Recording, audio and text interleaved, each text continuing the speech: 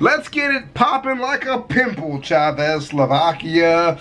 The top 6 cartoons that got bad. This is going to be interesting because I feel like a lot of cartoons that I've seen in the past just started really strong and then just sputtered out, man. They just lost all the steam they had, dude. So let's do it. This is my Phantom Strider. We've seen a couple of the videos from here before. We do this kind of sparingly on and off, depending on how I feel. And, but yeah, let's get into this, man. I hope The Simpsons is on here, because I swear that show is not as fun as everybody tells me it is. It's time to look back at some I swear cartoons that may it's have started as monumental classics, but slowly degraded until they were just plain bad. There was something different about them, but I couldn't quite put my finger on it. Some people refer to this process as seasonal rot. Over time, these cartoons might have overstayed their welcome, lost the sharpness of their writing. The creators may stop caring, or the cartoon might even become mean-spirited and rotten. Oh my! So let's check it out. Oh my God! Well, I heard about the Fairly Odd Parents, right? There was something that happened with the Fairly Odd Parents guy. That was kind of big, and same thing with Spongebob Squarepants. We know they changed animators for those shows at some point, right? The top 6 cartoons that got bad. Bad. And as always, if you still like these cartoons, that's great. It's just my silly personal opinion, and I'm glad you can still That's enjoy not going them. to stop them from disliking the video. Let me tell you, they saw the title, they saw the thumbnail, then they pressed dislike. They didn't fuck with that, all right? Whatever you chose, you got to just accept that. Spongebob Squarepants. Bro, Let's I start with really the like that elephant in show, the room, though. or the sea sponge, whatever it is. Most people tend to agree that SpongeBob rapidly declined from one of the most universally loved cartoons of all time to, well, Nickelodeon's subpar cash cow. After season 3 finished, a ton of remember the that original episode. writers suddenly jumped ship. At this point, the only writer who has stayed with SpongeBob from the beginning is their storyboard artist. And There we points go. to them for staying. Yeah, I don't remember what happened specifically, but it was really big. It was when that happened, and they left and did not come back. Money be damned. SpongeBob went from being intelligent yet always optimistic to just obliviously happy all the time. Squidward Yeah. became a constant dour one-note killjoy. Sandy was demoted to the cliche scientist whenever she got screen time. Thanks, SpongeBob. And Patrick became, well, a malicious jerk. But that's a story for another day. SpongeBob Wait, he became rapidly malicious? lost Really? its I thought it was just a universal dumbass magic still. and became something just for kids. That being said, SpongeBob Aw. is first on the list because I personally think as of season 9 and 10, it's improving again. The original creator, Steven Hilberg, returned, and it's good to see he's starting to bring life again back to the show. Because frankly, even after all these years of lousy episodes, I still don't hate SpongeBob. I love doing SpongeBob reviews, and I just like the character too much, and I'll still give most episodes a chance. SpongeBob deserves to rise back to the top in Dude. quality, and I hope in time it does. Yeah, SpongeBob was one of those difficult characters that you either got into it or you didn't. Like, if you either hit your age range or you just completely missed it. Because I know a lot of people who are around my age and just have never watched it and don't care at all. That in itself is thanks enough. And the number 5, The Simpsons. I Back in swear the that show is 90s, not The funny. Simpsons I brought swear. about a golden age to adult cartoons. We would not have South Park, Family Guy, Archer, or Bob's Burgers if Simpsons hadn't started it all. I can't Bob's Burgers imagine was what great. adult cartoons would be like today if Matt Groening hadn't stepped in when he did. That's it. You people have stood in my way long enough. I'm going to clown college. I don't think any of us expected him to say that. But nowadays, poor Simpsons is just pure necromancy. Fox will just not let What? this poor, amazing cartoon disappear with dignity. While I certainly don't think the cartoon is nearly as bad as some people claim, it certainly has got far more bland by its 28th year. That's and what without I some feel. change, 28 years is far too long for any single set of cartoons. That's what I feel about it. I don't feel like, maybe I don't feel like it's just not funny, or like, I just feel it's just cookie cutter. Like, every episode, you know exactly what's going to happen and how it's going to play out. So I feel like if you like it, then you just like watching it. But if you're like me and you just never started watching it, then it's like SpongeBob. Maybe it's exactly like SpongeBob. I can stop talking now. Characters. I solved my own The problem. official, much of that intelligent but neutral narrative is gone. Don't get me wrong, a social or political commentary is fine, but what was special about The Simpsons is it didn't force a side down our throats like other cartoons. It would originally show us both sides of the problem, and let us decide what to make of it. And even though 99% of the time I agree with their morals, it really feels like the messages are being shoved down our throats nowadays. They also began an onslaught of celebrity cameos forced in our face. And very rarely were they as smartly written into the story as an episode like Michael Jackson's cameo.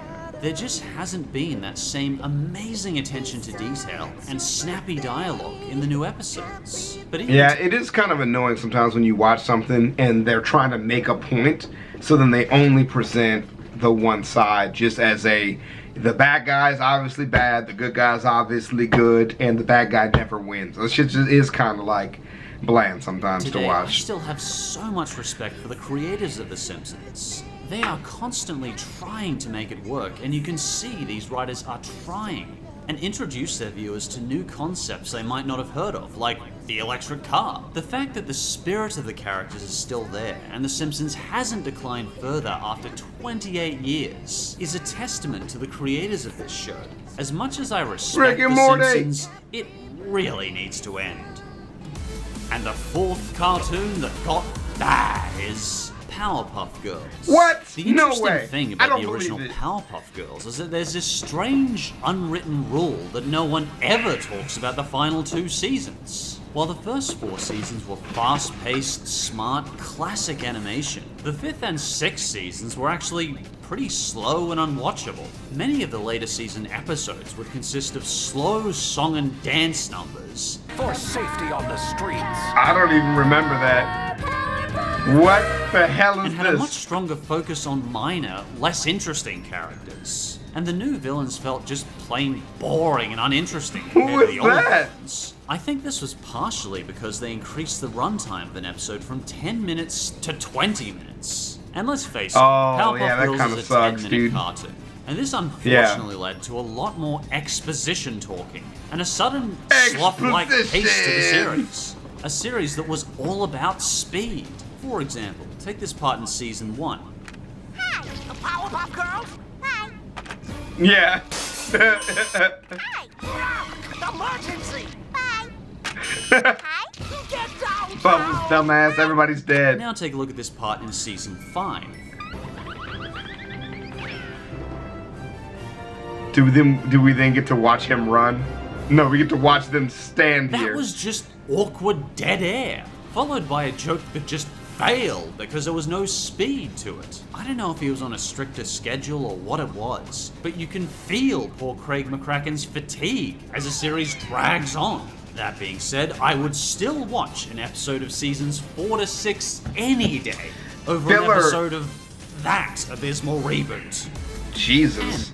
Filler is the death of a lot of shows, dude. Like, filler, pointless filler, where there's nothing is just awful. For number 3, my YouTube career. Looney Tunes. Filler. I am the filling. Well, if you have a filling of Chavez, that's different, though. I'm like a, sweet, tangy filling. Not like that awkward, dead feeling. So that's good, at least. Jump even further back in history. That's a disgusting joke. As we know it, and the cartoon I consider the cream pie best show. American cartoon. Sadly, even history's greatest American cartoon hit some seasonal rot as the series went on. Though honestly, this seasonal rot was slow and downright understandable over half a century of episodes. Since there is so many of these cartoons, I'll focus on the Bugs Bunny and Daffy Duck cartoon dropping quality. While it varies a bit on who you ask, from the 40s to the 60s is often considered to be the golden age of Looney Tunes cartoons. Right. This is when we got characters like Tweety, Sylvester, Yosemite Sam, Marvin, and even Roadrunner. And the jokes were at their absolute sharpest. After this, a lot of things changed, not in just Looney Tunes, but society. Looney Tunes had to remove a lot of their scenes of violence for public broadcast because of impressionable young viewers, and many of the new episodes started to lose their teeth. Unfortunately, without the explosive slapstick payoffs that made Looney Tunes what it was, some of the jokes just didn't have that same original impact. No more teachers' dirty looks, yahoo! You may have noticed that Bugs started to lose a lot of his pizzazz, his edge. It just felt like Mel Blanc's delivery wasn't as committed, which is, again, understandable given he'd been voicing Bugs Bunny for over 40 years at that point. I didn't know it was the same started guy. to lose a lot of that original comedic impact. And by the time we got to Warner Brothers movies like Space Jam, which is a guilty pleasure for me, all that original impact Space Jam was is just dope. gone.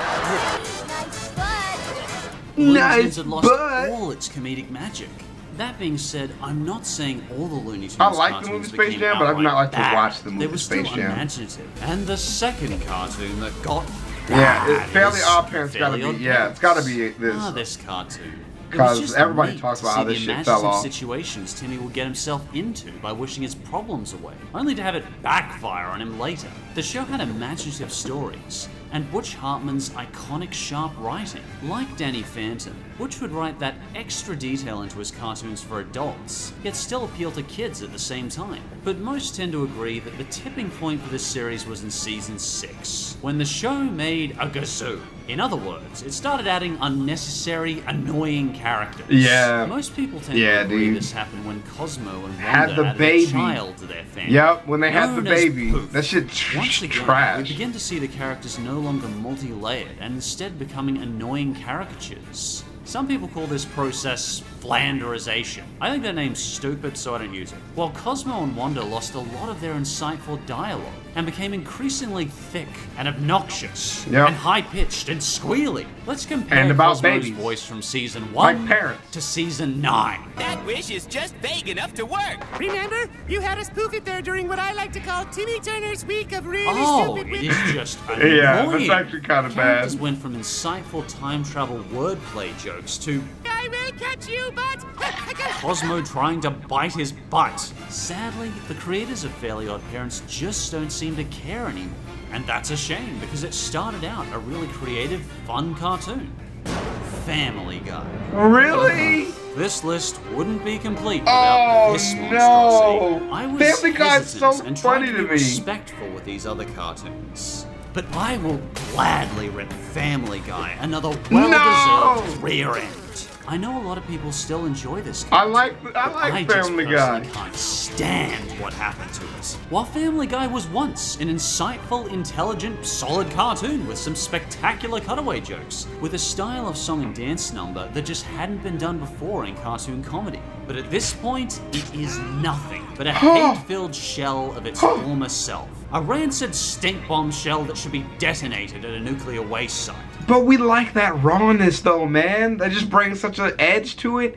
And once you get used to that original comedy style, I think it advances smoothly on to its more edgy The average new feelings. episode will make the viewer feel disgusted, annoyed, personally insulted, and bored at the same time.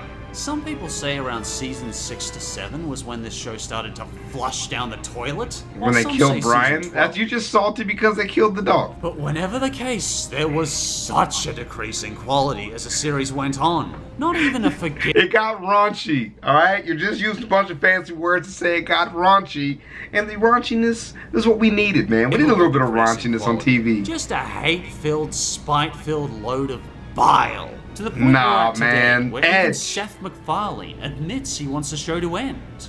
Family Guy began to rely far more on long, awkward cutaways such as the infamous Conway Twitty sequences. On top of this, there was a much crueler spirit to the characters. I bet you this is a guy who doesn't like dank memes. Because this is all down the same line. And an extremely preachy focus on Seth's own political views through Brian. While the new episodes still have the occasional sharp joke or thoughtful moment, the hatred and bile of the wade through to find these jokes just doesn't ever feel worth it to me anymore.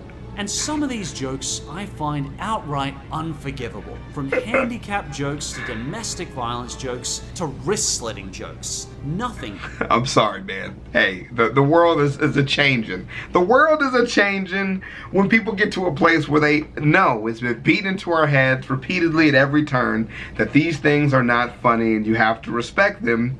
And it gives you a new and interesting ways to make jokes. Like when on the Discord server, when people talk about suicide, is one of the only things that we say, yo, if you're in an argument with somebody, don't tell them to go kill themselves, right? Because a lot of times that is coming from a mean place. We talk about self-murder.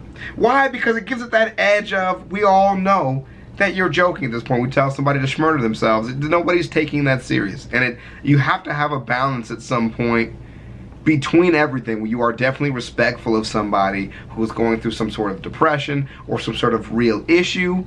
And when anybody on the surface says, I'm going to kill myself or anything of that sort, we take it very serious, right? And we take the necessary steps to get rid of that. But you just have to find a way to deal with the fact that those jokes exist, and some are funny, right? You have to come to terms with the dank memes exist, and they'll get you. You might think that things are so offensive, but you'll giggle at yourself at one. And there's no reason to feel guilty about that. Comedic timing, you know, is a thing.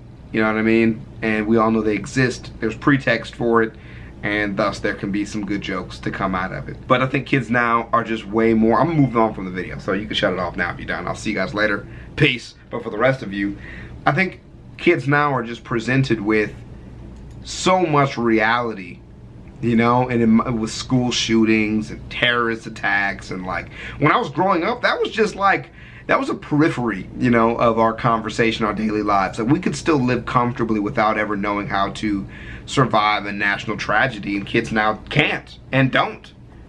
You know, there's a high schoolers now that are in a class and they know somebody who's been shot in a shooting. Like, that's just so much real.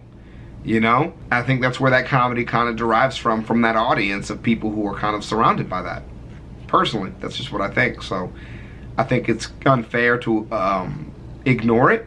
I think it's kind of cheap to ignore it, you know, and at the same time, doing that in a comedic way then still helps people come to terms with the fact that it happens and how to deal with it and how they should feel about it. Lets them decide and make up their own mind about domestic violence, which is a hard thing to do, and for people to come to the fact like, yeah, okay, obviously it's a bad thing, we shouldn't do it, and things like that. So like, it still lets people be individuals and not be told what is right and what is wrong, and at the same time aligning a moral compass easily, right? Those jokes make it easy for people to understand why those are bad things, and it makes it easier for people like me to talk about it.